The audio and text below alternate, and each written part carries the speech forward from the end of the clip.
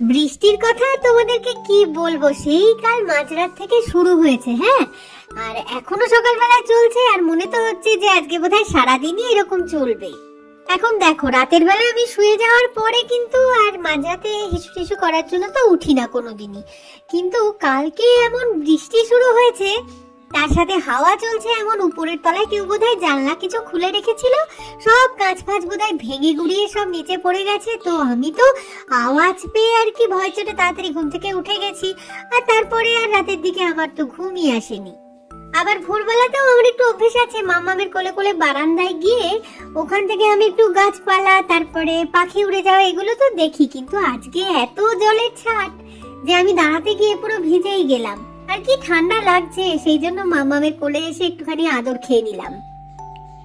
আজকে তো মঙ্গলবার, বজরংবলীর পুজো, তো মাম্মাম সকালবেলা একটু বেশি বিজি আছে, সময় অনেকটাই লাগবে। তো পাখিগুলো কিচিরমিচির করছিল খাবার দাবারের জন্য, তো মাম্মাম ওদেরকে ওই যে লাড্ডু আনা হয়েছিল ঠাকুরের, তো সেই প্যাকেটটার মধ্যে করে দিয়ে দিয়েছে কিছুটা ভাত, আর সুন্দর খাচ্ছে কিন্তু তারা।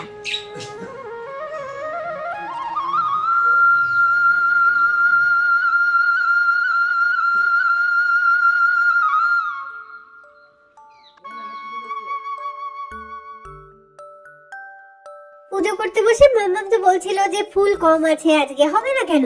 গতকাল তো উপরে যখন উঠলাম তখন ফুল করে সেরকম ভাবে কিছু তো পাইনি, আর আজকে এত বৃষ্টিতে বাইরে বেরোতেও পারিনি। আজকে যেন ঘরের ভিতরে অন্ধকার, আর আমার মনের ভিতরেও অন্ধকার। আসলে কয়েকদিন ধরেই আশেপাশের পরিবেশ পরিস্থিতি যেরকম চলছে, সবকিছুই তো নিউজে দেখছি, তারপরে ফোন খুললেই চোখে পড়ছে, সবাই আলোচনা করছে ঘরে। তো মন ঠোনার ওই জন্য ভালো নেই, যদিও কাজকর্ম যার যা আছে সে সবাই করে যাচ্ছে, কিন্তু মানে কিরকম একটা ঝামেলা, যেন গলার কাছে ওই মাছের কাঁটা আটকে থাকলে যেরকম হয় ওরকমটাই যেন হয়ে রয়েছে। জানি না কতদিনে সবকিছু আবার আগের মতন হয়ে যাবে। আর আমার না মাঝে মাঝে মনে হয় কি পৃথিবীটা ধ্বংস হয়ে গেলেই ভালো হয়। কোনোদিন হাতিকে পুড়িয়ে মারছে, কিভাবে মানুষ যে এসবগুলো পারে বলো তো? তোমাদের উপর আমরা তো নির্ভর করে বসে থাকি, অবলা জন্তুদের তোমরা যদি অত্যাচার করো তাহলে তোমরা আর কিসের মানুষ? মান আর হুঁশ থাকলে তবেই না মানুষ। সেগুলো কি সত্যি তোমাদের আছে? তো জাগে যাক, যত ভাববো আর কি মন যেন তত খারাপ হবে। তো কালকে না আমি একটা ভুল করে ফেলেছি, সেটা আগে শুধরোই, দাঁড়াও। দেখো, তোমাদের হয়তো মনে হতেই পারে যে সোনু তো ছোট মুখে বড্ড বড় বড় কথা বলছে, কিন্তু আমার মনে হয় কি আশেপাশে সবকিছুর বিচার না করে নিজেকে যদি একটু সংযত রাখা যায়, একটু শুধরে নেওয়া যায়, তাহলে বোধহয় ব্যাপারটা অনেক বেশি ভালো হয়। তো যাই হোক, কালকের ভিডিওতে আমি দেখিয়েছিলাম যে মাম্মাম আর বাবাই একটা টবের দোকানে গেছিল, সেখান থেকে একটা বড় বাস্কেট টাইপের কিনেছে, আর কিছু টবও কিনেছে, কিন্তু আমি না টবগুলো আর দেখাতেই ভুলে গেছি তোমাদের। তো সেগুলোই এখন দেখাচ্ছি। ছোট টবগুলো 40 টাকা করে পার পিস, আর এই বড় টব হচ্ছে 80 টাকা পার পিস। তো দুটো জিনিসই ওরা চারটে চারটে করে কিনে এনেছে। আমি কিন্তু বলেছি যে সাদা রঙে তো নোংরা পড়ে যাবে, তো বলছে নোংরা পড়লে পরিষ্কার করতে হবে, কিন্তু সাদা টব নাকি দেখতে ভালো লাগে। তো এই দোকান থেকে টব যে আমাদের বাড়িতে প্রথম এলো তা কিন্তু নয়, আগেও এসেছে। এই যেমন ধরো এই যে সাদা টবটা, এটা একটু পুরনো হয়ে গেছে, তো এটাও একবার কেনা হয়েছিল। তো এর মধ্যে এই যে গাছটা লাগিয়েছে, এটা মাম্মাম গত সপ্তাহে বোধহয় অনলাইনে আনিয়েছে। তো আর্টিফিশিয়াল প্ল্যান্ট এটা একটা, দেখতে তো বেশ ভালোই লাগছে, তাই না? ভিতরে অন্য একটা গাছ বসানো ছিল, তো এখন নতুন গাছটা কেনার পরে নতুনটাকেই বসিয়ে দিয়েছে, কিন্তু বলছে যে ভিতরে না আরো নাকি স্টোন লাগবে। নিশ্চয়ই স্টোনও আবার 2-1 দিনের মধ্যে কিনে ফেলবে বা জোগাড় করে ফেলবে।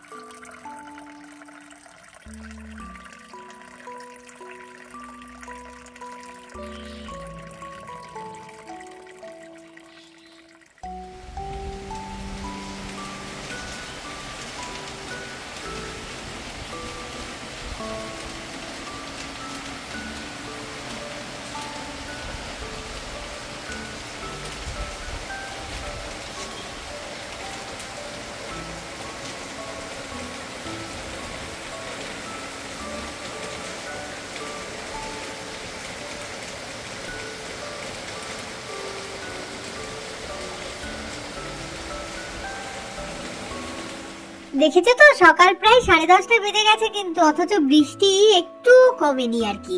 আর এদিকের বারান্দাটায় মাম্মাম যেই এসেছে সঙ্গে সঙ্গে আমরা 4 জন মিলে দৌড়ে দৌড়ে চলে এসেছি এখানে। আচ্ছা, এই বারান্দাটায় দেখো একটা বড় টবের মধ্যে না 3টে রঙের বোগেনভেলিয়া ফুলের গাছ একসাথে রয়েছে। যদিও এই মুহূর্তে তো কোনো ফুল নেই। আর এই গাছগুলো না কিনে এনেছিলাম সেই কলকাতা থেকে। কলকাতায় যখন আমরা গেছিলাম তখন একদিন বিকেল বেলায় হঠাৎ করে বাবাই আর মাম্মাম চলে গেল পাটুলির মোড়ে, বললো ওখানে নাকি অনেকগুলো গাছের নার্সারি আছে, তো সেখান থেকে নাকি গাছ কিনবে তারা।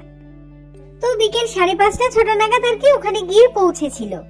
গাছেদের নার্সারি মানে তো সেখানে নানা ধরনের আর কি ফুলের গাছ রয়েছে, তো সবকিছুই পছন্দের লেগেছিল। তবে বাবাই মাম্মাম তো প্রথম থেকেই প্ল্যান করে গেছিল যে বোগেনভেলিয়া ফুলের গাছই সেখান থেকে কিনে আনবে।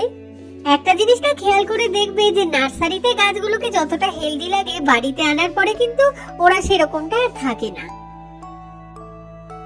তো যাই হোক, আমাদের কলকাতার ফ্ল্যাটে না একটা বড় সড়ো প্লাস্টিকের টব তো বহু বছর ধরেই রাখা ছিল, তো সেটাই নিয়ে গিয়ে বাবাই মাম্মাম নার্সারির দাদাকে বলেছিল যে এর মধ্যেই গাছগুলোকে বসিয়ে দিন।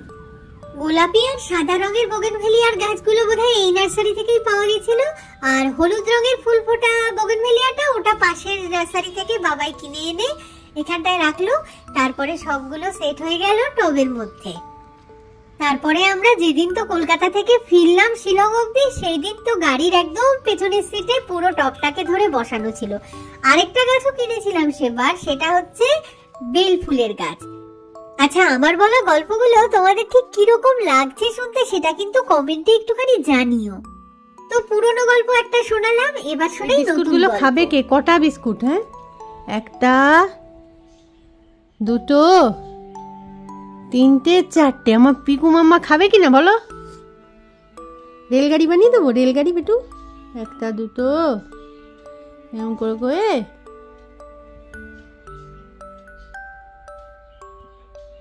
কে খায় দেখি তো এরকম করে রেলগাড়ি? পিকু খায়?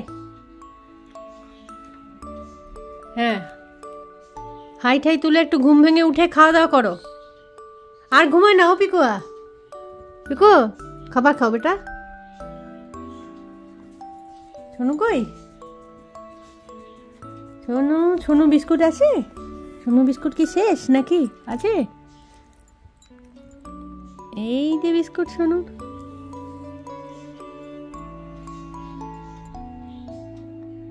ছোটকুর বিস্কুট কই? এই যে এখানে এখানে খাও। Wait. What do you like about this girl? I mean, there's like a lot of things. I'd probably start with I like the way she smiles. She got me staring for a while. Got me staring for a while. Yeah. Maybe it's our conversation. She's my favorite notification. She knows how to dress for special occasions. She got me thinking life could be better. These songs start to feel like love letters. I should tell her now, would I ever? It is what it is, man, whatever. Whatever, yeah, whatever. I'm telling you now, it's whatever. Whatever, yeah, whatever. I'm telling you now, it's whatever. She keeps me close. In the friend zone? Yeah, but I don't mind it too much though. Why? দেখি তুই রাখি পড়েছিস? দেখি ঘোড়া ঘোড়া।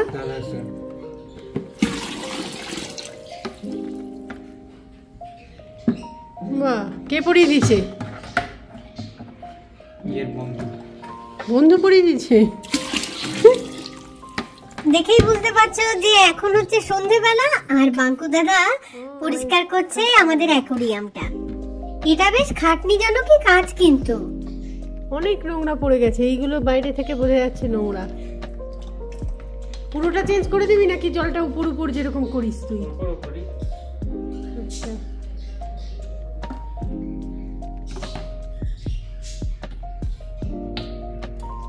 অ্যাকোরিয়ামের মধ্যে যত pump, heater এগুলো সব লাগানো আছে ওগুলোকে প্রথমে সরিয়ে নিতে হয়, তারপর মাছগুলোকে ট্রান্সফার করতে হয় একটুখানি সেফ কোনো জায়গায়।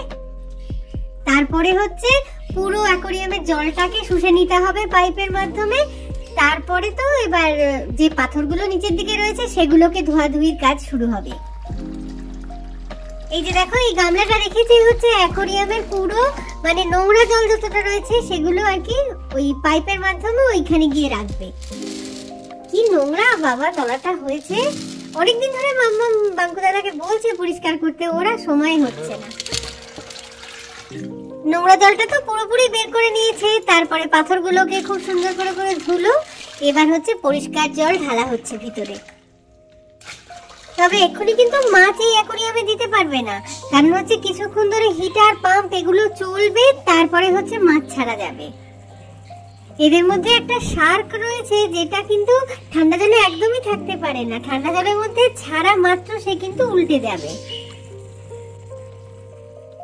তাহলে কি বুঝতে পারলে তোমরা যে অ্যাকোরিয়াম রাখতে কতটা খাটনি করতে হয়? দেখতে সুন্দর লাগে অবশ্যই, কিন্তু খাটনিটাও কিন্তু আছে। আর এই ছোটকু আর পিকুটার না দারুণ ভাব হয়েছে। কি যে গুপ্ত পরামর্শ করছে ওরা সারাক্ষণ কে জানে।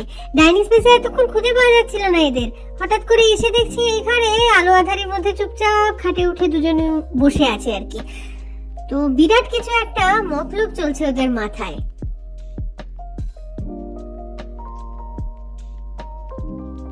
তো যাই হোক, এখন মাম্মাম হচ্ছে নিজেদের রুটি টুটি গুলো করছে। আমাদের অলরেডি সকলের খাওয়া দাওয়া হয়ে গেছে, আমরা সোফার মধ্যে বসে আছি। তো রুটি করা কমপ্লিট হলে মাম্মাম, বাবাই, বাঙ্কু দাদা, নানু দাদা ওরাও সব খাওয়া দাওয়া করে নিয়ে তারপর আর কি ঘুমিয়ে পড়বে।